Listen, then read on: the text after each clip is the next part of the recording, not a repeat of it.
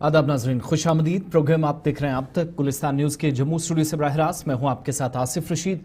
अब तक में सबसे पहले बात उन एहलकारों की, उन बहादुर जवानों की, या तो वो हयात हैं और जो मुल्क के लिए जान कुर्बान कर चुके हैं, उनकी खिदमात को आज खराज तहसीन पेश किया जा रहा है। सबसे पहली तस्वीर जम्मू कश्मीर पुलिस के स्पेशल ऑपरेशन ग्रुप का हिस्सा बनने वाले चौधरी अब्दुल लतीफ़ की, जिनको दारुल हुकूमत दिल्ली के अंदर सदर हिंद के हाथों शौर्य चक्र अवार्ड से नवाजा गया। उनकी हिम्मत, उनकी बहादुरी और उनकी शुजाअत के लिए यह अवार्ड उन्हें दिया गया। दहशतगर्दाना हमले के दौरान उनकी तरफ से ज़बरदस्त कारकर्दगी दिखाई गई, ज़बरदस्त काम ऑपरेशन के दौरान किया। अपनी जान खतरे में डालकर मुल्क की सलामती को यकीनी बनाने का काम उन्होंने किया। उनकी बेमिसाल बहादुरी का निशान आज उनके सीने पर उस वक्त दिखा जब उन्हें शौर्य चक्र का अवार्ड देकर बैच लगाया गया। इनका ताल्लुक रियासी से, और रियासी के अंदर भी जो 2 बरस कबल एक बड़ा ऑपरेशन चला था जहां पर मिल्टन 2 का सामना किया था। चौधरी अब्दुल लतीफ़, जिनको सदर हिंद की जानिब से शौर्य चक्र से नवाजा गया है। Special police officer Abdul Latif, Jammu और कश्मीर पुलिस।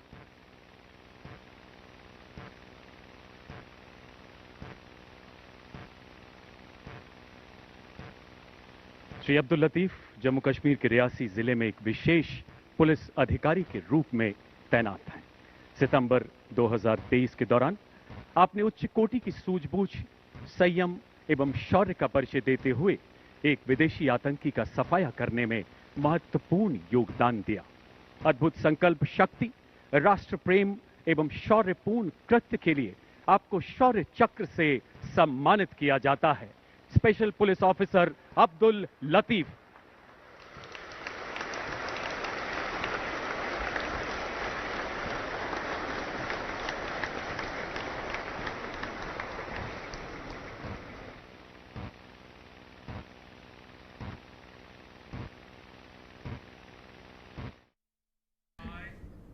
इधर राष्ट्रपति भवन में जैकलाई के एहलकारों को भी, या जम्मू कश्मीर के मुख्तलिफ हिस्सों में इंसदादी दहशतगर्दी ऑपरेशंस का हिस्सा बनने वाले एहलकारों को उनकी बहादुरी के लिए आज न सिर्फ सलाम पेश किया बल्कि अवार्ड से भी नवाजा गया। शौर्य चक्र सूबेदार संजीव सिंह जसरोटिया को भी मिला, जिनका ताल्लुक जम्मू कश्मीर से है। 5वीं बटालियन का हिस्सा थे जम्मू कश्मीर राइफल से, और 16 सितंबर 2023 को इन्होंने दहशतगर्दों के खिलाफ एक कार्रवाई की। शुमाली कश्मीर के बारामूला में इस ऑपरेशन का हिस्सा बने। आज उनकी उस बहादुरी के लिए, उनकी हिम्मत और शुजाअत के लिए उन्हें शौर्य चक्र से नवाजा गया। संजीव सिंह जसरोटिया, 5वीं बटालियन जम्मू और कश्मीर राइफल्स।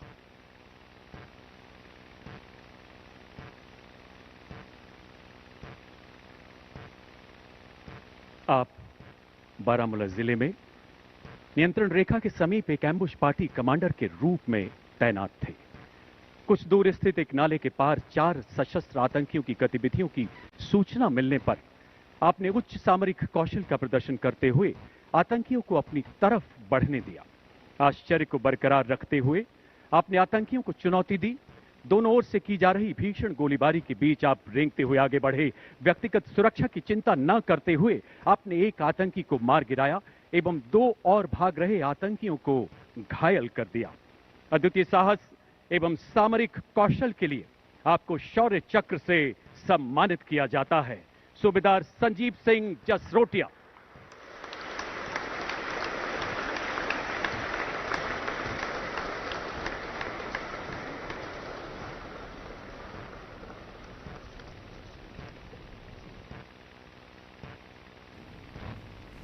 कर्नल। राष्ट्रपति भवन दिल्ली के अंदर होने वाली इस तकरीब में जम्मू कश्मीर के अंदर मुख्तलिफ ऑपरेशंस में अपनी जान निछावर करने वाले कर्नल मनप्रीत सिंह और इसके अलावा जम्मू कश्मीर पुलिस का हिस्सा रहने वाले डीएसपी हुमायूं भट्ट को भी आज बाद-अज़-मर्ग कीर्ति चक्र से नवाजा गया, और दोनों जगहों पर उनके घर वालों की जानिब से अवार्ड लिया गया। कर्नल मनप्रीत सिंह, जिन्होंने सिख लाइट इन्फेंट्री 19 राइफल्स के साथ कई बरसों तक खिदमात अंजाम दी।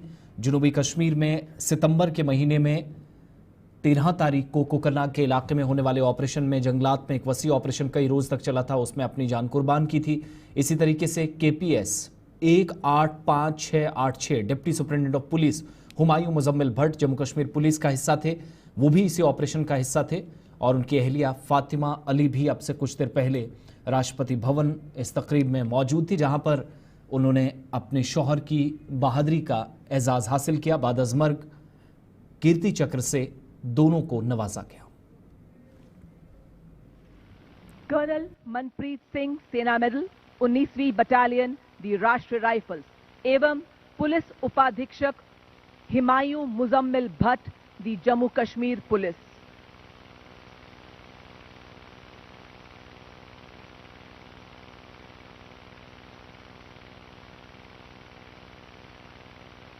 दिनांक 13 सितंबर 2023 को कर्नल मनप्रीत सिंह सेना मेडल को अनंतनाग जिले के एक घने जंगलों वाली पहाड़ियों में एक विशिष्ट खोज और विनाश अभियान के नेतृत्व करने का कार्यभार सौंपा गया। इसी अभियान में पुलिस उपाधीक्षक हुमायूं मुजम्मिल भट्ट ने भी स्वेच्छा से विशेष संचालन समूह कॉलम का नेतृत्व किया। जैसे ही उनकी टीम आतंकवादियों के समीप पहुंची, आतंकवादियों ने टीम पर अंधाधुंध फायरिंग शुरू कर दी। अपनी सुरक्षा की परवाह न करते हुए कर्नल मनप्रीत सेना मेडल ने बड़ी सटीकता से जवाबी कार्रवाई करते हुए एक आतंकवादी को मार गिराया। साथ ही असाधारण नेतृत्व का प्रदर्शन करते हुए उन्होंने अपनी टीम को पुनर्गठित किया। किंतु इस भीषण गोलीबारी में उनके सर पर गोली लगने से वे गंभीर रूप से घायल हुए और वीर गति को प्राप्त हुए। इसी बीच पुलिस उपाधीक्षक हुमायूं ने भी अपनी सुरक्षा की परवाह न करते हुए बड़ी बहादुरी से आतंकवादियों की अंधाधुंध गोलीबारी का प्रभावी ढंग से जवाब दिया और उन्हें भागने से रोका। परंतु इस जवाबी कार्रवाई में वे आतंकवादी की गोली का शिकार हुए और वीर गति को प्राप्त हुए। अतः कर्नल मनप्रीत सिंह सेना मेडल एवं पुलिस उपाधीक्षक हुमायूं मुजम्मिल भट्ट ने असाधारण वीरता, अद्वितीय कर्तव्य परायणता और अडिग साहस से लड़ते हुए देश के लिए अपना सर्वस्व न्यौछावर किया। सम्मान ग्रहण करेंगी कर्नल मनप्रीत सिंह की धर्मपत्नी श्रीमती जगमीत एवं माताजी श्रीमती मंजीत कौर। पुलिस उपाधीक्षक हुमायूं मुजम्मिल भट्ट की धर्मपत्नी श्रीमती फातिमा अली।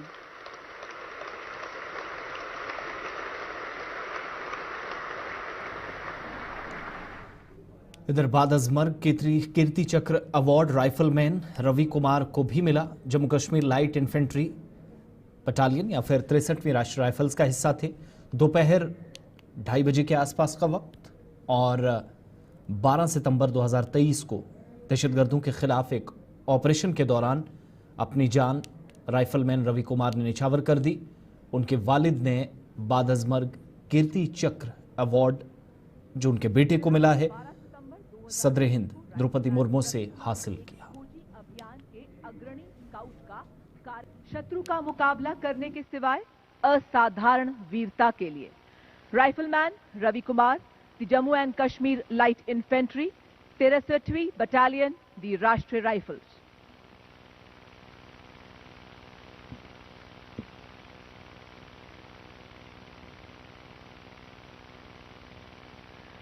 दिनांक 12 सितंबर 2023 को राइफलमैन रवि कुमार एक खोजी अभियान के अग्रणी स्काउट का कार्यभार संभालने के लिए स्वेच्छा से आगे आए। दोपहर करीब 3 बजे जब वे अत्यंत दुर्गम एवं घने जंगल वाले इलाके में आतंकवादियों का पीछा कर रहे थे, तभी उनका सामना 2 आतंकवादियों से हुआ। अपने साथी पर आतंकवादियों द्वारा खतरे को भांपते हुए उन्होंने अपने साथी को सुरक्षित किया एवं कवर लेते हुए सटीकता से जवाबी फायरिंग की। इसी बीच वे एक आतंकवादी की गोली का शिकार हुए एवं गंभीर रूप से घायल हुए। इसके बावजूद उन्होंने चिकित्सा निकासी से इनकार कर दिया और आतंकवादी की गोलाबारी का बहादुरी से सामना कर उनके भागने के प्रयास को विफल किया एवं एक आतंकवादी को मार गिराया।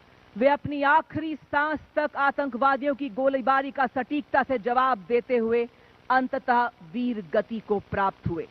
राइफलमैन रवि कुमार को अदम्य साहस उत्कृष्ट युद्ध कौशलता एवं अनुकरणीय बलिदान का उदाहरण प्रस्तुत करते हुए देश सेवा में अपना सर्वोच्च बलिदान देने हेतु कीर्ति चक्र मरणोपरांत से सम्मानित किया जाता है। सम्मान ग्रहण करेंगे उनके पिता श्री सुभाष चंद्र।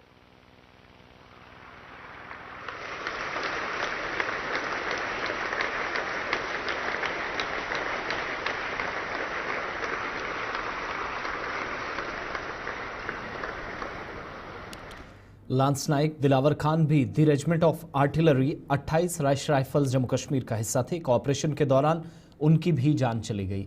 फौज का कई वर्षों तक हिस्सा रहे। शुमाली कश्मीर के कुपवाड़ा जिले में लोलाब के जंगलात में 23 जुलाई 2024 को एक ऑपरेशन के दौरान उनने मुल्क के लिए अपनी जान निछावर कर दी। आज उन्हें कीर्ति चक्र बाद-अज़-मर्ग से नवाजा गया। उनकी अहलिया और उनकी वालिदा अवार्ड लेने के लिए यहां पहुंची। सदर हिंद द्रौपदी मुर्मू की जानिब से लांस नाइक दिलावर खान की हिम्मत और बहादुरी को सलाम पेश करते हुए, जो द रेजिमेंट ऑफ आर्टिलरी 28 राष्ट्रीय राइफल्स का हिस्सा थे, कुपवाड़ा लोलाब के जंगलात में 23 जुलाई 2024 को शहीद हुए थे, उनके लिए कीर्ति चक्र बाद-अज़-मर्ग खिताब उन्होंने पेश किया। नायक दिलवर Khan 28वीं battalion the Rashtriya rifles.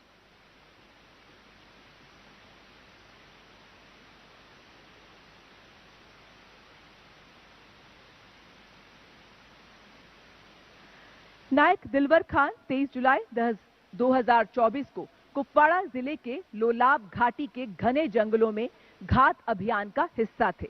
देर रात उनकी टीम का 2 आतंकवादियों से सामना हुआ। त्वरित कार्रवाई करते हुए उन्होंने एवं उनकी टीम ने सटीक गोलीबारी शुरू कर दी, जिससे आतंकवादियों ने उन पर आक्रामक तरीके से हमला किया। इसी बीच अपनी व्यक्तिगत सुरक्षा की परवाह न करते हुए उन्होंने असाधारण वीरता का परिचय दिया और भारी गोलाबारी के बावजूद निकट आ रहे आतंकवादी पर सटीक हमला किया और उसे मार गिराया। किंतु इसी दौरान दूसरे आतंकवादी ने उन पर अंधाधुंध गोलीबारी कर उन्हें गंभीर रूप से घायल किया। अत्यधिक रक्तस्राव के बावजूद उन्होंने आतंकवादियों की गोलीबारी का निपुणता से जवाब दिया और अदम्य साहस का परिचय देकर आतंकवादियों से लड़ते हुए मातृभूमि पर अपना सर्वस्व समर्पण कर दिया। उनके अद्वितीय शौर्य, दृढ़ कर्तव्य निष्ठा, उत्कृष्ट बहादुरी एवं सर्वोच्च बलिदान के परिणाम स्वरूप उन्हें कीर्ति चक्र मरणोपरांत से सम्मानित किया जाता है। सम्मान ग्रहण करेंगी उनकी धर्मपत्नी श्रीमती जमीला एवं माताजी श्रीमती भोला बीबी।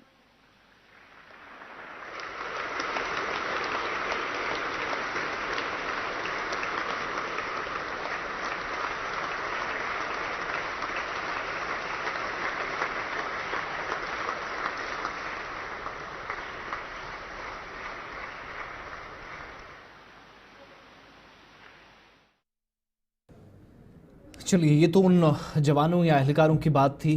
कुछ हयात हैं जिन्हें अवार्ड से उनकी बहादुरी के लिए नवाजा गया और कई जो इस दुनिया में अब नहीं हैं।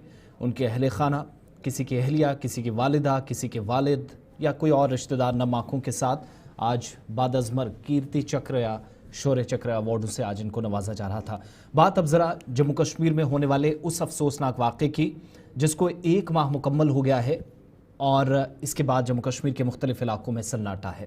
जनूबी कश्मीर में वाक़ मशहूर सयाहती मकामात में से एक पहलगाम के अंदर ठीक 1 माह कबल आज ही के दिन 22 अप्रैल 2025 को मुख्तलिफ हिस्सों से आए हुए सयाहों की भीड़ जो नुक्ता अरूज पर थी, लेकिन आज कुदरती हुस्न से मालामाल इस इलाके में जहां ये सयाह लुत्फानंदोज हो रहे थे, इसी दौरान 22 तारीख की दोपहर को इस इलाके के अंदर दहशतगर्दों की तरफ से खून की होली खेली गई। 3 से 4 दहशतगर्द इस इलाके में यहां पहुंचते हैं। सिक्योरिटी एजेंसीज के मुताबिक इन पर मुश्तमिल एक ग्रुप जिनने बाइसरन वादी में 26 बेगुनाह शहरियों का या सयाहों का कत्ल कर दिया। इनमें एक मकामी शहरी भी सैयद आदिल जिसका नाम था, इस दुनिया से चल बसा, जो सयाहों की जान बचा रहा था। इस बेमाना वाक़े से पूरी वादी के अंदर, पूरे मुल्क के अंदर शदीद गम व गुस्से का इजहार लोगों ने किया और मुख्तलिफ हिस्सों के अंदर जहां सयाहों ने रौनकें लगाई थी, सयाहती सीज़न में मुख्तलिफ हिस्सों के अंदर लोग हज़ारों या लाखों की तादाद में नज़र आ रहे थे। इस पहलगाम के अफसोसनाक वाक़ये के बाद इन इलाकों में रौनकें जैसे ख़त्म हो गई हों। होटल खाली हैं, दुकानों पर आज भी बहुत कम लोग नजर आते हैं जो ना के बराबर हैं। ये वादियां बिल्कुल खामोश हैं जहां दिन में चहल पहल हुआ करती थी। जम्मू कश्मीर में महकमा सयाहत के मुताबिक पहलगाम में 22 अप्रैल से पहले रोजाना तकरीबन 10,000 सयाह आते थे, लेकिन आज ये तादाद घटकर 20 और 25 या 30 के आसपास रह गई है। इसी तरीके से इस मकाम में दाखिल होने वाली गाड़ियां भी, जिनकी तादाद 1300 रोजाना कम से कम हुआ करती थी, जो तादाद महज 150 के आसपास रह गई है।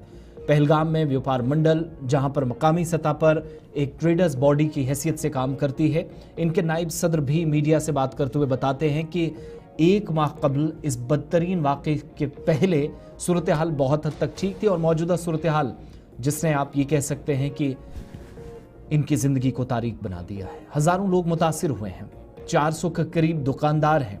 इसके अलावा दीगर वो छोटे बड़े कारोबारी या फिर घोड़े वाले, पिट्ठू वाले, पालकी वाले, उनको भी ऐसा काम करना पड़ रहा है जहां उन्होंने सोचा नहीं था। और हज़ारों ऐसे लोग जिन पर खानदान इन्हिसार करते थे, सयाहती शोबे से वाबस्ता अफराद के साथ दुकानों पर मुलाजमत करते थे, उनके इदारों में उनके साथ जुड़े थे, वो मायूसी का शिकार हैं और कई लोगों की मुलाजमत ख़त्म करनी पड़ी। पहलगाम के तमाम बागात में दाखिले पर पाबंदी है। 47 से 48 ऐसे मकामात थे जहां इंतज़ामिया ने इस अफसोसनाक वाक़े के बाद पाबंदियां आयद कर दी थी ताकि मजीद कोई अफसोसनाक वाक़या पेश ना आए। पहलगाम एक ऐसा इलाका है जहां पर आने वाले दिनों में अमरनाथ यात्रियों के लिए भी बेस कैंप बनेगा और यहीं से एक एक करके वो तमाम जत्थे पवित्र गुफा या मुक़द्दस मजहबी मकाम की तरफ रवाना होंगे, जब 3 जुलाई 2025 को सालाना अमरनाथ यात्रा का आगाज़ होगा, जो 9 अगस्त 2025 को इख्तिताम पजीर होगी। पहलगाम में सबसे ज़्यादा मुतासर होने वाला तबका उन मकामी घोड़ेबानों का है जो आज के वक्त में आप ये कह सकते हैं कि इन सयाहों को या लोगों को घोड़े पर बिठाकर अपनी रोजी रोटी कमाते थे। घोड़ेबान ये कहते हैं कि रोज़ाना लगभग 4,000 रुपये लोग कमाते थे या एक एक फर्द 3 से 4,000 रुपये कमाता था, लेकिन जब से हमला हुआ तब से एक पैसा भी नहीं कमाया और इलाका बेरौनक सा है। अब ज़रा कुछ ग्राफिक के ज़रिए आपको समझाएंगे फटाफट से कि 22 अप्रैल 2025 से 22 मई 2025 तक क्या हुआ और इस अफसोसनाक वाक़े के बाद कई बड़े फैसले भारत सरकार की तरफ से लिए गए ग्राफिक्स के जरिए। जहां पहलगाम हमले को 1 माह मुकम्मल हो गया है, इस 1 महीने के दौरान कई उतार चढ़ाव हुए, भारत सरकार की जानिब से कई बड़े फैसले हुए। NIA ने पहलगाम हमले की तहकीकात पहले से शुरू कर रखी हैं। 24-25 तारीख को टीम यहां पहुंच गई थी और दहशतगर्दों का ताहाल अगरचे कोई सुराग नहीं मिला, अगर पता भी चला होगा तो मीडिया इदारों को जाहिर सी बात है नहीं बताई जाएंगी, लेकिन उन लोगों के मुतल्लिक जिन्होंने इस हमले को अंजाम दिया, इस हमले में मारे गए हों, इसकी कोई तस्दीक नहीं हुई है। तकरीबन 150 मकामी लोगों से NIA की टीमों ने अभी तक पूछताछ की है। कई ऐसे लोग जिनसे सवाल जवाब के सिलसिले के बाद इन्हें वापस अपने घरों के लिए रवाना कर दिया गया। वादी बाइसरन का 3D मुआयना भी किया गया, मैप तैयार हुआ और इसी दौरान पिछले दिनों शोपियां और तराल में गुज़श्ता 2 हफ्तों में 2 तसादुम हुए। 6 दहशतगर्द, 3 शोपियां में और 3 पुलवामा के अंदर मारे गए, लेकिन ये नहीं बताया गया कि इनका पहलगाम में बराह रास्त कोई हाथ था। कई सरगर्म दहशतगर्द जिनके घर तबाह किए गए, घर तोड़े गए अलग अलग मकामात पर, इस पर भी आवाज़ें उठी सिक्योरिटी एजेंसीज पर और मरकजी हुकूमत पर, जिसके बाद इस कार्रवाई को रोका गया।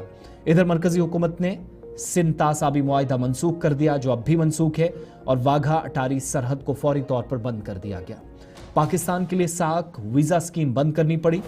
जो लोग यहाँ पर किसी भी किस्म के वीज़े पर आते थे, यहाँ वीज़े लेते थे, काम करते थे, उन्हें अब इजाज़त अगले अहकामात तक नहीं होगी। पाकिस्तानी हाई कमीशन में अमले की तादाद को और भी कम कर दिया गया। ये फैसला भी भारत सरकार के उन बड़े फैसलों में था जो 23 अप्रैल के बाद हुए। पाकिस्तानी सिफारत खाने के अमले को नापसंदीदा करार दिया गया। 13 मई को एक एहलकार और उसके बाद गुज़श्ता रोज़ भी एक एहलकार निकाला गया और इसके जवाब में पाकिस्तान ने भी निकाला। फौज ने पाकिस्तान के खिलाफ बड़ी कार्रवाई की और आप सब याद रखिएगा कि 6 और 7 मई की दरमियानी शब को एक बड़ा ऑपरेशन हुआ, ऑपरेशन सिंदूर, और दरमियानी शब होने वाले इस ऑपरेशन में पाकिस्तान को एक शदीद किस्म के नुकसान से गुजरना पड़ा। 9 में से 7 ऐसे मकामात जहां पर हमले किए गए, 7 मकामात जो खित्ता पीर पंचाल से चुने गए और वहां से कार्रवाइयां फौज की जानिब से हुई। और सरहद पार दहशतगर्दों के 9 ठिकानों पर जब हमले हुए तो बेशतर मकामात तबाह हुए। हलाकतें शायद कम हो सकती हैं, लेकिन ढांचा बुरी तरीके से तबाह हुआ। 100 से ज़ायद दहशतगर्द भारत सरकार के मुताबिक मारे गए। 11 एयरबेस को भी नुकसान पहुंचा, 4 मुकम्मल तौर पर तबाह हुए, जिनमें नूर खान एयरबेस भी शामिल है, जहां F-16 तैयारों को मामूली नुकसान की भी इतलात है। भारत के कई शहरों पर इसके जवाब में पाकिस्तान ने हमले किए, ड्रोन भेजे और इन सब हमलों को नाकाम किया गया। पठानकोट, श्रीनगर, अवंतीपुरा, उधमपुर एयरबेस ऐसे हैं जो पाकिस्तानी हमलों का निशाना बने। कई मकामात पर धमाकों की आवाजें सुनाई गई, लेकिन कोई जानी नुकसान ज्यादा नहीं हुआ और इन हमलों को नाकाम कर दिया गया। इसी तरीके से हिंदुस्तान का एक आलमी मिशन शुरू हुआ। दुनिया भर के अंदर वफूद भेजे गए और पाकिस्तान को बेनकाब किया गया और दहशतगर्द मुल्क है ये बताने के लिए, और ऑपरेशन सिंदूर के तहत सिर्फ दहशतगर्दों पर कार्रवाई हुई, पाकिस्तानी फौज या शहरियों पर नहीं, ये बताने के लिए अरब से यूरोप और अमेरिका तक वफूद भेजे गए, जो इस वक्त भी अलग अलग मकामात पर दौरा करके बैरून मुल्क मुतलकीन के साथ राब्ता कर रहे हैं। 8 मई की सुबह 11 बजे कुल जमाती इजलास तलब किया गया। 24 अप्रैल के बाद यह दूसरा इजलास था। ऑल पार्टी मीटिंग थी और ऑपरेशन सिंदूर के मुतल्लिक 8 मई को वज़ीर दिफा और वज़ीर दाखिला ने अपोजिशन को भी ब्रीफ किया। उसके बाद पाकिस्तान ने दुनिया भर के अंदर जाकर जंगबंदी की, दुनिया भर से अपील की, जिनमें अमेरिकी सदर डोनाल्ड ट्रंप भी शामिल है। उनके सामने भी गुहार लगी। जंगबंदी का इतलाक बिलाखिर 10 मई 2025 से हुआ, लेकिन जब तक जंगबंदी होती तब तक 72 घंटों में इतनी शदीद बमबारी सरहद पार से हो चुकी थी कि 2 दर्जन के करीब भारतीय शहरी अपनी जान गंवा चुके थे, शहीद हो चुके थे। अलग अलग मकामात पर सूरत हाल इंतहाई ख़राब थी। मुतासरा इलाकों में राजौरी, पुंछ, उड़ी और टंगधार सबसे ज़्यादा शामिल थे। ये तो एक तरफ की बात, लेकिन दूसरी जानिब अमेरिकी सदर डोनाल्ड ट्रंप की तरफ से भारत और पाकिस्तान के दरमियान लड़ाई रोकने का क्रेडिट लेने के बाद भारत ने आज एक बार फिर से इस बात का इरादा किया कि पाकिस्तान के साथ कोई भी राब्ता दो तरफा होगा, ऐसी कोई तीसरे किसी को भी सरपंच बनने की इजाज़त नहीं होगी और दहशतगर्दी के साथ ताल्लुकात को मुस्तकिल तौर पर मुनक़ता करने के बाद ही हो सकता है कि पाकिस्तान को दोबारा से पानी छोड़ा जाए, यानी सिंध तासाबी मुआहिदे के तहत बात हो। वज़ारत ख़ारजा के तर्जुमान रणधीर जायसवाल ने आज हफ्तेवार ब्रीफिंग में यह भी कहा कि पाकिस्तान के साथ अगर कोई बातचीत होगी तो वो इस तरफ वाले जम्मू कश्मीर पे नहीं, बल्कि पाकिस्तान के ज़ेरे कब्ज़ा जम्मू कश्मीर के ताल्लुक से होगी, और पानी भी तभी छोड़ा जाएगा जब पाकिस्तान दहशतगर्दी के खिलाफ संजीदगी से कार्रवाई करेगा। पाकिस्तान का जो भी एंगेजमेंट होगा वो बायलैटरल तरीके, दो पक्षीय तरीके से ही होगा। साथ ही साथ मैं ये कहना चाहूँगा कि वार्ता और आतंकवाद दोनों साथ में नहीं चल सकता है। जहाँ तक आतंकवाद का सवाल है, हम ये बात करने के लिए तैयार हैं, लेकिन जो बातचीत होगी इस पे होगी कि भारत ने जो एक लिस्ट दिया था पाकिस्तान को कुछ साल पहले, उस लिस्ट में कई एक टेररिस्ट थे, उनको कब वो भारत को हवाले कर रहे हैं, इस बात पे बात होगी। जहाँ तक बायलैटरल डिस्कशन, दो पक्षीय डिस्कशन, बातचीत की बात है जम्मू कश्मीर के मामले में, उस पर सिर्फ और सिर्फ एक ही बात पर बातचीत होगी, वो है कि जो इल्लीगल तरीके, अवैध तरीके से पाकिस्तान जो भारतीय भूमि को कब्जा कर रखा है, उसको जल्द से जल्द उसको वेकेट करें। जहाँ तक सिंधु जल संधि का सवाल है, वो अबेंस में रहेगा, स्थगित रहेगा तब तक जब तक पाकिस्तान क्रेडिबल तरीके से, विश्वसनीय तरीके से और इर्रिवोकेबल तरीके से आतंकवाद को ख़त्म नहीं करता। और जैसा कि हमारे प्रधानमंत्री ने कहा, उस पर मैं आपका ध्यान केंद्रित करना चाहूँगा कि इधर मुख्तलिफ मुतासरा इलाकों का दौरा सियासी लीडरान या सियासी जमातों के कायदीन भी कर रहे हैं। कांग्रेस लीडर और लोकसभा में हिज़्ब इख्तिलाफ कायद राहुल गांधी हफ्ते को पुंछ का दौरा कर रहे हैं ताकि पाकिस्तानी गोलाबारी से हलाक होने वाले या मुतासर होने वाले अहले खाना से मुलाकात की जा सके। पार्टी ज़राए ने इस बात की तस्दीक की है कि कांग्रेस के साबिक सरबराह पुंछ का दौरा करने वाले हैं और हलाक होने वालों के लवाहिकीन और पाकिस्तान की सरहद पार से गोलाबारी से मुतासरा ख़ानदानों से मुलाकात करेंगे। पुंछ में तकरीबन 2 हफ्ते कबल पाकिस्तान भारत की कशीदगी के दरमियान पाकिस्तान की तरफ से शदीद गोलाबारी से 22 के करीब लोगों की जाने गई, जिनमें फ़ौज के चंद एहलकार, लेकिन सबसे ज़्यादा आम शहरी थे जिन्होंने शहर पुंछ के अंदर जाने गंवाई, जिनमें 4 बच्चे भी शामिल थे।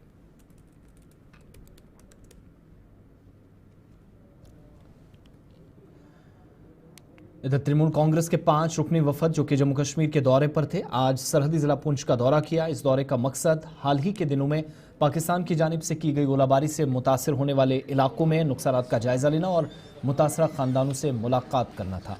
वफद में तृणमूल कांग्रेस के सीनियर रहनुमा और राज्यसभा के रुकन पार्लियामेंट डेरेक ओब्राइन के अलावा रुकन पार्लियामेंट मोहम्मद नदीमुल हक, पार्टी के तर्जुमान और मुसन्निफा सागरिका घोष, साबिक रुकन पार्लियामेंट ममता ठाकुर और मगरबी बंगाल हुकूमत के वजीर डॉक्टर मानस भवन शामिल थे, जिनने पूंछ के मुख्तलिफ इलाकों में जाकर आज सूरत हाल का जायजा लिया।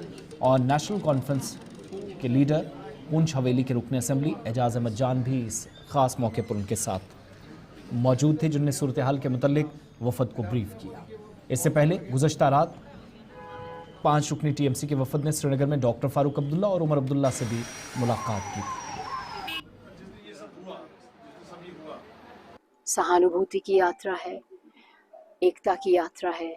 हम यहाँ के जो लोग हैं, जो पीड़ित हैं, जिन्होंने खोया है, परिवार के सदस्य को खोया है, जो घायल हैं, इनके दुख दर्द बांटने के लिए हम यहाँ आए हैं। हम ये कहने के लिए आए हैं कि आप अकेले नहीं हैं, आपके साथ हम खड़े हैं। बंगाल की जनता आपके साथ खड़े हैं, इंडिया के लोग आपके साथ खड़े हैं।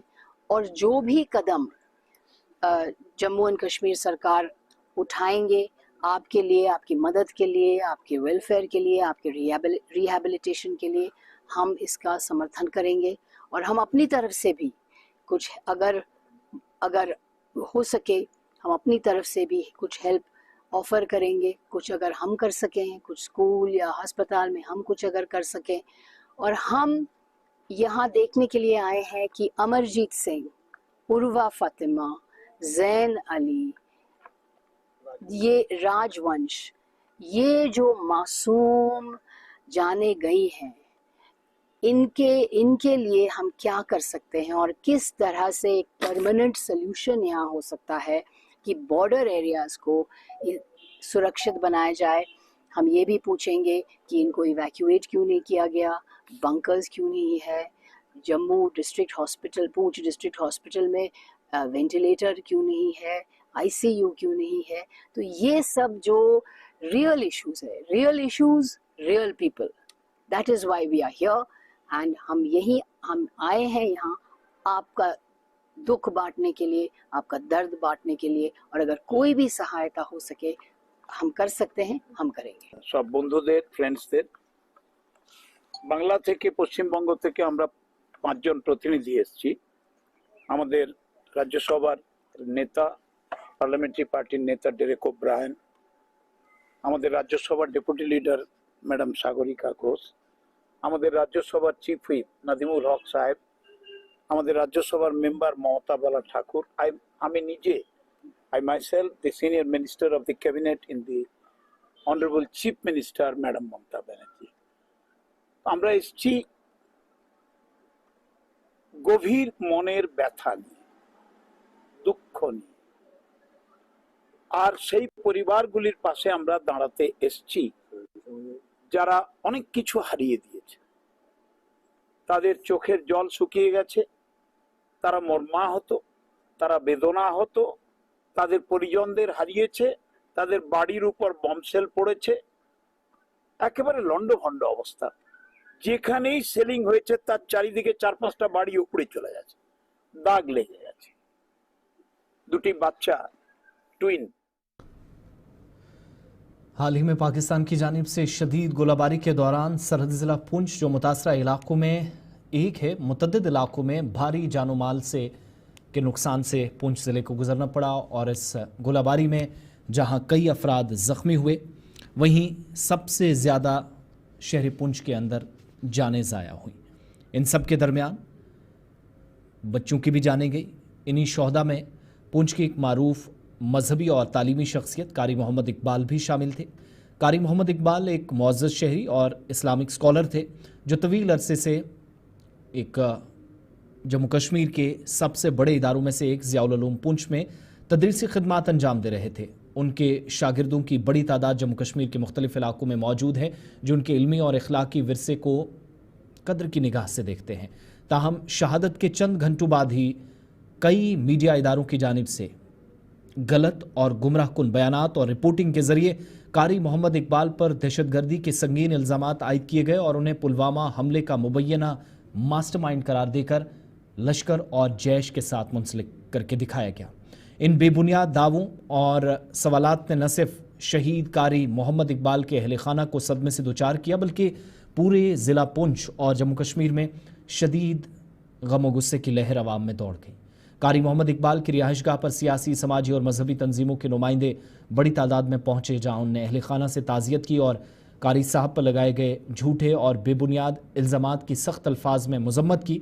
कारी मोहम्मद इकबाल के अहले खाना ने गुलिस्तान न्यूज़ की टीम के साथ बात करते हुए शदीद दुख और अफसोस का इजहार करते हुए कहा कि कारी मोहम्मद इकबाल साहब एक दयानतदार, पुरअमन और कौम परस्त और मोहब्बत करने वाले न सिर्फ फ़र्द थे, बल्कि एक ऐसे उस्ताद जिनके इदारे से हज़ारों लोग गुज़श्ता कई बरसों के दौरान निकल कर मुख्तलिफ़ इलाकों के अंदर खिदमात अंजाम दे रहे हैं, जिन्हें कुछ मीडिया इदारों ने बदनीयती के तहत बदनाम करने की कोशिश की। अब कार्रवाई का मुतालिबा किया जा रहा है। उन्होंने कहा कि कारी मोहम्मद इकबाल ने 7 मई की सुबह शदीद गोलाबारी के दौरान ज़ियाउल उलूम पुंछ में बच्चों की जान बचाते हुए अपनी जान मुल्क के लिए कुर्बान कर दी। ताहम इसके बावजूद उन्हें शदीद किस्म के इल्ज़ामात से और ऐसी सूरत हाल से गुजरना पड़ा जो काबिल मज़म्मत न सिर्फ हैं, बल्कि ये बयानात और ये ख़बरें काबिल बर्दाश्त नहीं हैं। हुकूमत से आज अपील की गई कि उन इदारों के ख़िलाफ़ सख्त कानूनी कार्रवाई की जाए जिन्होंने इस तरह की गुमराहकुन रिपोर्टिंग की और बग़ैर हक़ाइक़ या तहकीक पर मबनी रिपोर्ट्स देखे और सुने या किसी बग़ैर रिसर्च के रिपोर्टिंग की। जहां कारी मोहम्मद इकबाल शहीद को दहशतगर्द करार दिया गया, उनके ख़िलाफ़ सख्त कार्रवाइयाँ की जानी चाहिए। तो बहुत भीड़ थी, लोग आ रहे थे हमारे पास। तो 8 तारीख को सुबह हम यहाँ बैठे हुए तो लोग ताज़ियत के लिए काफ़ी लोग आए हुए थे और आ भी रहे थे। तो किसी ने मोबाइल खोला और देखा उसमें ख़बर चल रही है, ये जी न्यूज़ वालों ने और न्यूज़ 80 वालों ने और कुछ ये नेशनल मीडिया वालों ने, 2-3 और चैनल वालों ने ख़बर चलाई कि ये कारी इकबाल बहुत बड़ा दहशतगर्द है, ये लश्कर तोयबा का कमांडर था और कोटली में कोई सेंटर चला रहा था। क्या क्या बकवास किया उन लोगों ने। तो ये कोटली में मारा गया है। तो हमें बहुत तशवीश हुई, हमें बहुत दुख हुआ, क्योंकि हमें जो ये पुलवामा, ये पहलगाम में जो हमला हुआ, ये वो हमारे मेहमान थे, उनके ऊपर जो भी जिन्होंने ये किया, गलत किया, हम उसको कंडम करते हैं, उसकी मजम्मत करते हैं। हमें उस चीज़ का दुख था कि हमारे मेहमान थे, उनके साथ गलत हुआ। लेकिन फिर जब ये पुंछ में हुआ, तकरीबन 14-15 लोगों की शहादतें हुई यहाँ भी, ये भी बहुत बड़ा सदमा था। तो हमारे भाई का हमें तो और ज़्यादा दुख था। तो हमने कहा चलो अपने देश के लिए उन्होंने कुर्बानी दी। लेकिन 8 तारीख को जब देखते हैं कि मीडिया वाले, ये नेशनल मीडिया वाले ये बकवास कर रहे हैं, तो हमारे ज़ख्म और बढ़ गए, हमारे ज़ख्म और गहरे हो गए। हम बहुत परेशान हो गए कि अब क्या किया जाए। फिर हमने यहाँ लोकल पुलिस थाने मंडी से भी रब्ता किया, SSP से रब्ता किया सरपंच साहब ने। फिर उन्होंने एक प्रेस कॉन्फ्रेंस निकाल कर उन्होंने तरदीद की इस बात की। फिर हमारे लोकल मीडिया, जम्मू कश्मीर के लोकल मीडिया वालों ने बड़ा हमारा साथ दिया। सबको जिनको भी हमने फ़ोन किया, सब ने आए यहाँ, ख़बर चलाई, इसकी बात की तरदीद की। तो हमें बहुत सदमा पहुंचा, बहुत दुख हुआ हमें।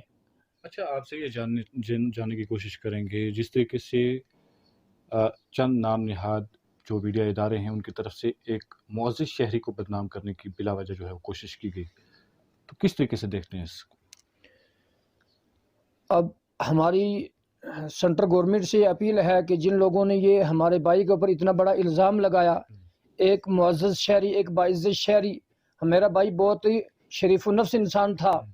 तकरीबन वो 2004 से लेकर आज 2025 तक जामिया ज़ैलूम के अंदर जो डिस्ट्रिक्ट पुंछ का बड़ा इदारा है वहाँ पढ़ा रहे थे, बच्चों को तालीम दे रहे थे। तो उसका तो कहीं दूर तक भी हमारा जो ख़ानदान है 150 साल से यहाँ नंबरदारी, चौकीदारी और सरपंची में हम लोगों की खिदमत कर रहे हैं। यहाँ नंबरदारी भी हमारे पास, चौकीदारी भी और सरपंच भी रहे हैं हमारे। तो समझो हम 150 साल से यहाँ लोगों की खिदमत कर रहे हैं, हमारा ख़ानदान कौम की खिदमत कर रहा था। लेकिन हमारे ऊपर ये ऐसा इल्ज़ाम लगाया ये नेशनल मीडिया वालों ने, लिहाजा इसको कभी बर्दाश्त नहीं किया जाएगा। हम सेंट्रल गवर्नमेंट से अपील करते हैं कि जिन चैनल वालों ने ये इतनी बड़ी बदनामत की है हमारे भाई की, उसके ऊपर ये झूठा इल्ज़ाम लगाया है, हम सेंट्रल गवर्नमेंट से अपील करते हैं कि उनके ये चैनल बंद होने चाहिए और उनके खिलाफ कार्रवाई होनी चाहिए। उनके तमाम रहनुमा यहाँ पर आए, यहाँ पे ताज़ियत उनकी तरफ से की गई और इस चीज़ की मज़म्मत की गई कि जिस तरीके से उन्हें जो है वो बदनाम करने की पूरे समाज में कोशिश की गई। ये ना सिर्फ एक मौजूद शहरी को बदनाम किया गया बल्कि पूरी कौम को जो है वो बदनाम किया गया। क्या कहना चाहेंगे? देखो, सबसे बड़ी दुख की बात ये है कि हमारे साथ जो हुआ, अल्लाह की तरफ से लिखा ही ऐसा था कि 7 तारीख सुबह तकरीबन 8:30 के दरमियान इनको पाकिस्तान की तरफ से शेल आके लगा, उसके स्प्लेंडर लगा इनको, ये ज़ख्मी हुए। वहाँ से हॉस्पिटल गए, हॉस्पिटल जाके इनकी डेथ हो गई। वहाँ से हम ला के इधर 12:30 बजे उस दिन हमने जनाजा करवाया 7 तारीख, और तकरीबन 1 बजे के दरमियान दफन करवाया गया। 8 तारीख सुबह जब न्यूज़ चैनल्स, मतलब होना ये चाहिए कि एक आदमी देश के लिए जान देता है, वो शहीद होता है, शहादत का रुतबा वो लेता है, उसके बाद ये होना चाहिए कि हमारी जितनी भी नेशनल मीडिया है उनको हौसला अफजाई करनी चाहिए ख़ानदान के लिए, ताकि उन ख़ानदानों को किसी जगह कंपनसेट करने में मदद हो, उनकी कोई मतलब गवर्नमेंट कोई मदद करे। हमारे साथ उल्टा हुआ कि उसी दिन उनका खून से लथपथ वो फ़ोटो जो था पुंछ हॉस्पिटल का, वो भी, और एक पहला फ़ोटो उनका कहीं से उठा के उन्होंने लगाया और खबर ये चलाई जी न्यूज़ अपना 18 वाले, और इसमें 1-2 और हैं ये। तो इन्होंने न्यूज़ चलाई कि कारी इकबाल जो पाकिस्तान कोटली में एक ट्रेनिंग सेंटर चला रहा था, बहुत बड़ा टेररिस्ट था, पुलवामा इंसिडेंट का मास्टरमाइंड था वो, NIA टीम को मोस्ट वांटेड पर्सन था वो हमने बड़ा मुश्किल से उसको गिराया। तो जब ये न्यूज़ चली तो हमारे उस ज़ख्म पे नमक और जब पड़ा, हम बहुत ज़्यादा दुखी हुए। फिर आप लोगों का शुक्रिया कि हमारी लोकल मीडिया ने बहुत ज़्यादा हमारा साथ दिया, हमारी पुलिस ने हमारा बहुत ज़्यादा साथ दिया। SSP पुंछ की तरफ से उसी दिन शाम को एक प्रेस रिलीज़ निकली जिसमें क्लियर कट उन्होंने पुलिस डिपार्टमेंट ने लिखा कि ये बंदा टोटली इनोसेंट है, और ऐसा ये बिल्कुल नहीं था, ये एक मदरसे का उस्ताद था। लोकल मीडिया हमारी ने हमारा बहुत साथ दिया, अदरवाइज ये लोग तो हमें क्लियर कट मिलिटेंट बनाकर और मिलिटेंटों की लिस्ट में हमें खड़ा कर के दम लेते। जैसे उन्होंने न्यूज़ चलाई कि बहुत बड़ी लंबी वो कहानियाँ उस पर बना रहे थे, तो हमने अपनी लोकल अपना मीडिया का पूरा साथ लिया, और हम लोकल मीडिया अपनी का स्टेट के जितनी भी मीडिया तबका से लोग हैं उन सब का हम शुक्रिया अदा करते हैं कि उन्होंने बड़े अच्छे तरीके से हमारे केस को प्लीड किया। अच्छा, आपसे ये जानना चाहेंगे, जिस तरीके से तमाम रहनुमाओं ने आपको यकीन दहानी करवाई थी कि हम जो है उन नाम निहाद चैनल्स इदारों के ख़िलाफ़ जो है वो मीडिया इदारों के ख़िलाफ़ हम जो है केस फाइल करने में आपकी मदद करेंगे, तो क्या पेशरफ्त हुई है अभी तक? देखो, अभी तक कुछ भी नहीं है। सबसे बड़ी बेइंसाफ़ी ये है कि मीडिया जो है ये डेमोक्रेसी का 4th पिलर माना जाता है, और मीडिया ही अगर ऐसे वो अपना झूठी खबरें फैलाएं, वो ही किसी एक बाइज्जत शहरी को, एक ऐसे आदमी को कि जिसका हम अपने लेवल पे जिसको एक इस्लामी स्कॉलर मानते थे, बहुत बड़े आलिम दीन थे वो, उनको एक ऐसा लेबल लगाने की जिस मीडिया ने कोशिश की, उस मीडिया पर हम क्या भरोसा करें? पहली बात ये। दूसरी बात ये है, जिन लोगों ने हमें दिया है, यकीन दहानी करवाई है, उनके भी हम एहसान मानते हैं, लेकिन अभी तक फ़िलहाल हमें लोगों का आना जाना है, घर में मेहमान आ रहे हैं, जा रहे हैं। अब इन लोगों के पास बैठना भी पड़ता है जो अज़हार अफसोस के लिए घर पे आते हैं। हम इधर से थोड़ा फ्री हैं इंशाल्लाह, फ्री होने के बाद इंशाल्लाह उनकी तो कोशिश करेंगे हम इंशाल्लाह।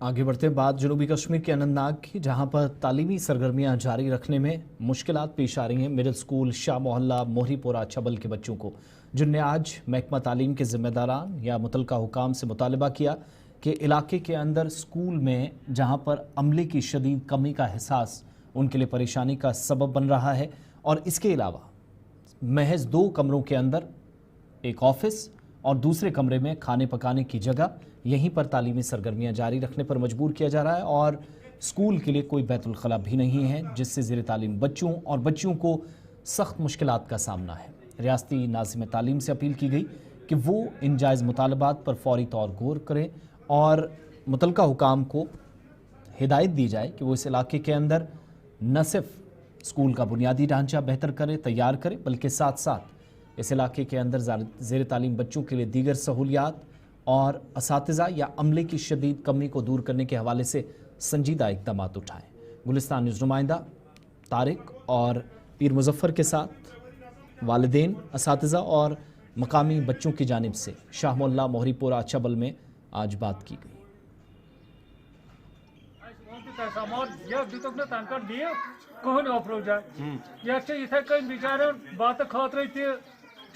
इंतजाम कमर लड़का 5-6 मास्टर बिचार यम क्या करे यमो कर सारी जनान ते मर्द ते शुर ते सारी बिचार बाथरूम बापा दरबदर बाथरूम कहीं टोटली सारी बिचार तुलो मुश्किल।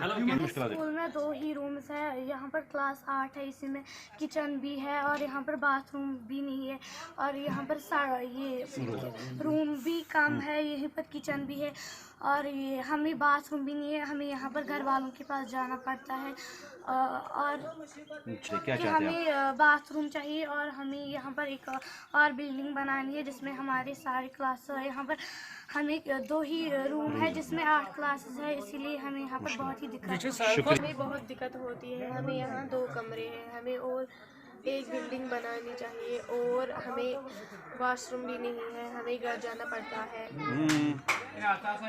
जी जी। और हमें 2 क्लासें यहाँ पर, इसमें 8 क्लासेस है और एक क्लास में किचन भी है। कायद हिज़्ब इख्तिलाफ सुनील शर्मा ने नेशनल कॉन्फ्रेंस की वर्किंग कमेटी के इजलास में मंजूर होने वाली करारदादों को लेकर सख्त रद्द-ए-अमल जाहिर किया है। उनके मुताबिक रियासती दर्जे की बहाली और दीगर मामलात पर और पाकिस्तान के साथ मुज़ाकरात की वकालत करना, और वो भी ऐसे वक्त में जब जम्मू कश्मीर समेत पूरा मुल्क शदीद गम व गुस्से में पहलगाम के अफसोसनाक वाक़े के बाद है, इस पर उन्होंने तशवीश का इजहार किया। और उनके मुताबिक मामलात पर कुछ ऐसे मामले हैं जिन पर मरकज़ी हुकूमत ज़ेर गौर, जो मामलात ज़ेर गौर हैं, जबकि कुछ बातें जिन पर मुनासिब वक्त पर बात होनी चाहिए, ना कि इस वक्त। विषय है, इन पे विशेष अधिकार भारत सरकार का है, प्रधानमंत्री का है, विदेश मंत्री का है, जिनकी दृढ़ और स्पष्ट नीति विदेश मामलों में है। मुझे नहीं लगता कि किसी भी स्टेट गवर्नमेंट को हस्तक्षेप करना चाहिए विदेशी मामलों पे, और विशेषकर जम्मू कश्मीर जैसे संवेदनशील राज्य को इस पर कोई अपने प्रस्ताव पारित करने की कोई आवश्यकता है। जहाँ तक नेशनल कॉन्फ्रेंस का विशेष दर्जे की बात करती है, स्पेशल स्टेटस की बात करती है, रेस्टोरेशन की, आज इस मुसीबत की घड़ी में, आज इस जो मैं कहता हूं कि ये जो 4-5 दिन का जो इतना संघर्ष रहा हमारी सुरक्षा बलों का, पूरे देश का, इस वक्त इनको विशेष दर्जे की पड़ी है, स्पेशल स्टेटस की पड़ी। कौन सा स्पेशल स्टेटस, आप मुझे बताइए। स्पेशल स्टेटस इंडियन कॉन्स्टिट्यूशन में कहीं भी नहीं है जम्मू कश्मीर को लेकर, और सुप्रीम कोर्ट में आपने तो केस लड़ा, सुप्रीम कोर्ट में भी कहीं पे भी स्पेशल स्टेटस वर्ड ही नहीं निकला, वर्डिक्ट में भी नहीं आया। दैट मीन्स कि आप इंडियन कॉन्स्टिट्यूशन और सुप्रीम कोर्ट के वर्डिक्ट को अपमान कर रहे हो दोबारा से इस प्रस्ताव को पारित करके। क्या आपको नहीं लगता कि इस वक्त ऐसी बातें करना लोगों को गुमराह करना है? आप स्टेटहुड की बात कर, नरेंद्र मोदी जी, गृह मंत्री जी, दोनों ने स्पष्ट कर दिया है आपको स्टेटहुड आए। क्या ये उचित समय है? क्या ये अप्रोप्रिएट टाइम है स्टेटहुड मांगने का? इस वक्त तो आपको चाहिए था। सीमावर्ती क्षेत्रों में जाओ, चाहे अरनिया है, चाहे हीरानगर है, चाहे सुचेतगढ़ है, आरएसपुरा है, छंब है, पलावाला है, अखनूर है, ऐसे क्षेत्रों में राजौरी, पुंछ, उड़ी, टंगधार जाके लोगों पर उनके जख्मों को मरहम लगाना, उनके बारे में सोचना, और जो बॉर्डर की समस्याएं हैं उन समस्याओं को समझ के यदि आपसे नहीं हो सकता है तो भारत सरकार से मदद मांगना, ताकि इन लोगों को हम कंपनसेट। वस्ती कश्मीर की ज़िला गांदरबल में सफ़ापुरा इलाके के लोग, खासकर काश्तकार, शदीद मुश्किलात के दौर से गुजर रहे हैं, जहां पर इंतज़ामिया की अदम तवज्जी के सबब एक कसीर आबादी मुतासिर हो रही है। मकामी लोगों के मुताबिक लार नहर में जारी काम की वजह से उनकी ज़री अराज़ी खुश्क हो रही है, और अगर वक्त पर कैनाल में पानी की सप्लाई को बहाल नहीं किया गया तो उनकी ज़री अराज़ी मज़ीद न सिर्फ खुश्क होगी बल्कि इस बार धान की पनीरी लगाना मुश्किल होगा और रोजी रोटी बुरी तरह मुतासिर होगी। लोगों के मुताबिक कैनाल पर काम काफ़ी सुस्त रफ्तारी से जारी है, जिसकी वजह से इलाके की कसीर आबादी मुश्किलात से गुजर रही है और पानी की कमी का एहसास मुख्तलिफ इलाकों में हो रहा है, जिस पर इंतज़ामिया की कोई तवज्जो नहीं है। उनने काम में सूरत लाने और सिंचाई के लिए पानी की सप्लाई बहाल करने की मांग दोबारा आज हुकूमत के सामने रखी। इधर एक्जीएन ने आज गुलिस्तान न्यूज़ के साथ बात करते हुए यकीन दिलाया कि आने वाले 3 से 4 रोज़ के अंदर इस नहर को मुकम्मल करके या जहां जहां बहाली का काम जारी है उसे मुकम्मल करके सप्लाई बहाल करने की कोशिश की जाएगी, ताकि मज़ीद मुश्किलात से काश्तकारों को न गुजरना पड़े। सफ़ापुरा के लोगों ने गुलिस्तान न्यूज़ नुमाइंदा और ब्यूरो चीफ कश्मीर सलीम वानी से बात की। प्रॉब्लम तो दिखाई दे रही है, क्योंकि हमारा इरिगेशन सीज़न लेट हो गया। 1 महीने पहले इन्होंने कहा था कि 5 मई को हम रेस्टोर करेंगे इसका इरिगेशन का, नॉर्मली पानी आएगा इससे पहले। तो लेकिन उन्हें कमिटमेंट की थी इस डिपार्टमेंट ने कि हम इसको रेस्टोर ठीक करेंगे, इसमें रिपेयरमेंट है वो हम ठीक करेंगे, by 5th of May we will do it. मगर अब तो 20 हो गया, हमारे पास 10-15 दिन रह गए, क्योंकि बाई एंड ऑफ दिस 21 मई से पहले ये जो पैडी सिपलिंग जो होती है कश पे थल वन तथ सह गम ब्रोट लागन अर्ली, मतलब अजक पे गस थल लगित।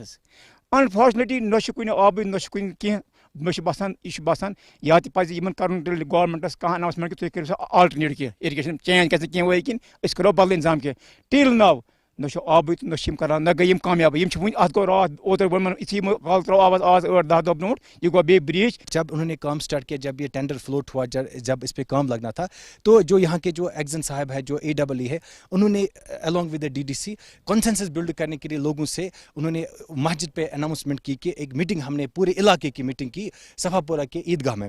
तब उन्होंने हमसे कहा, हमें कहा कि 5, क्योंकि हमने उनको कहा कि देखिए ये जो लार कनाल का जो प्रोजेक्ट है इसमें तकरीबन बहुत महीने लगेंगे जहां से स्टार्ट होता है एंड तक, लेकिन जहां पर ये ब्रिज होता है वहां पे आप पहले काम स्टार्ट कीजिए उन इंपॉर्टेंट लोकेशंस पे, ताकि इस काम जो पानी हमें रिक्वायर्ड है वो हमें मिलेगा, उसके बाद आप ये काम स्टार्ट कीजिए, क्योंकि आपने लेट काम स्टार्ट किया।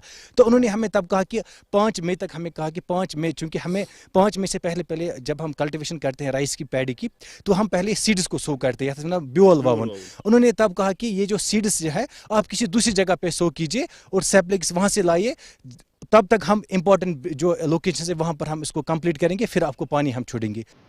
लार कनाल में हमारा जो ब्रांच है सफ़ापुरा ब्रांच, जहां इस वक्त काफ़ी क्रिटिकल सिचुएशन उधर थी, इसलिए हमने हमारा जो प्रोजेक्ट लार कनाल का आ गया है उसमें हमने पहले वही टेकअप किया था। लोगों को पानी के देने की वजह से हमने वो पूरा काम नहीं कर सके। बाद में हमने पानी छोड़ दिया था, लेकिन 1-2 दिन पहले एक ब्रीच हो गया था उधर, जिसकी वजह से हमें पानी फिर से रोकना पड़ा। उसी वॉर फुटिंग बेसिस पर हमने वो काम रेस्टोरेशन का वर्क, परमानेंट रेस्टोरेशन का वर्क शुरू कर दिया है। अगर हम टेम्परेरी रेस्टोरेशन कर देते तो और जब जिस दिन हमें पीक डिस्चार्ज देना होता है तो उस वक्त ब्रीच बढ़ जाता और लोगों को ज़्यादा तकलीफ होती। चूँकि हमारे पास कॉन्ट्रैक्ट अवेलेबल है, हमारे पास फंड्स अवेलेबल है, हमने इसको परमानेंट रेस्टोरेशन के लिए उठा दिया। आज अल्हम्दुलिल्लाह हमने उसमें राफ्ट भी डाल दिया है, शटरिंग हो रही है, साइड इसकी ब्रीच स्पॉट्स को हम 1 या 2 दिन में कम्प्लीटली बंद कर देंगे, ताकि हमारा जो आने वाला सीज़न है उसमें हमें कोई दिक्कत न हो जाए।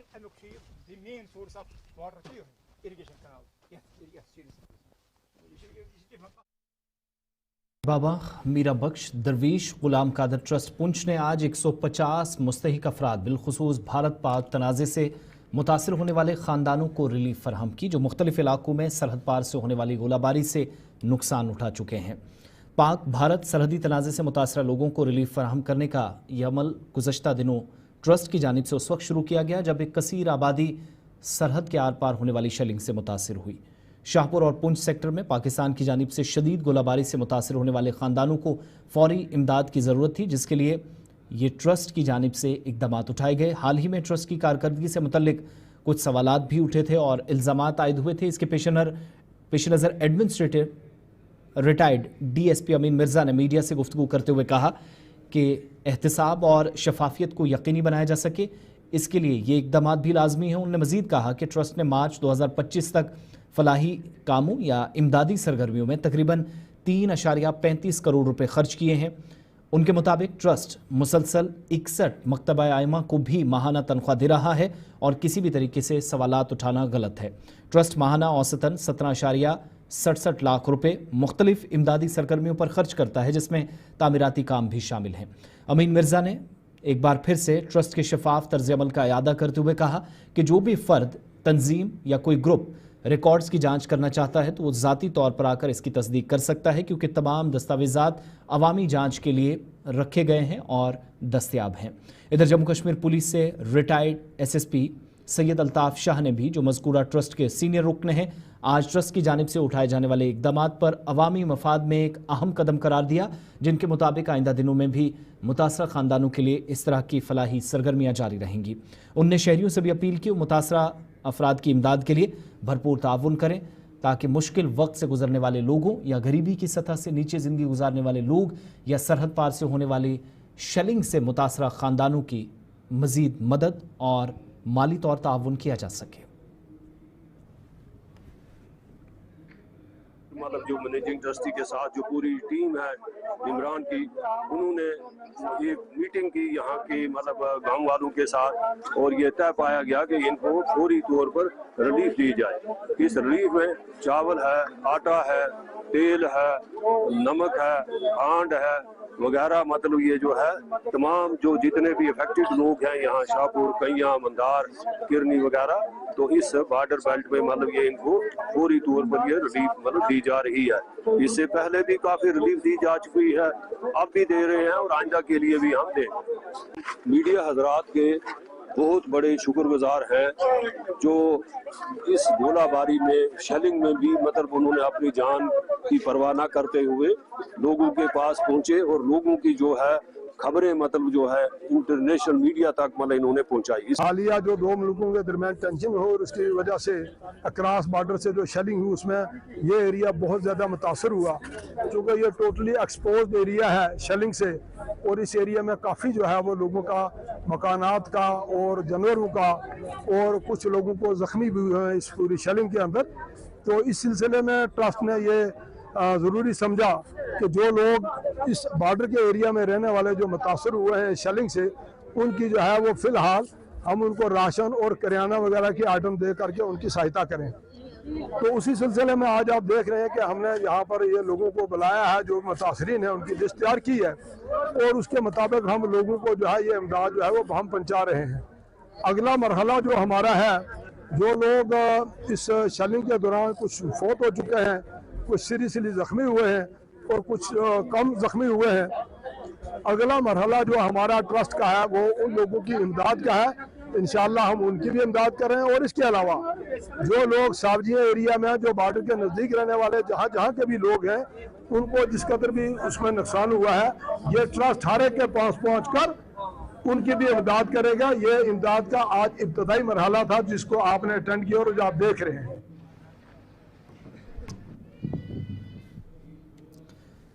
चलिए, प्रोग्राम अब तक में मेरे साथ बस इतना ही। वक्त छोटे से ब्रेक का है, ब्रेक के उस पार मजीद प्रोग्राम्स गुलिस्तान न्यूज़ पर जारी रहेंगे। आसिफ रशीद को इजाज़त दीजिएगा।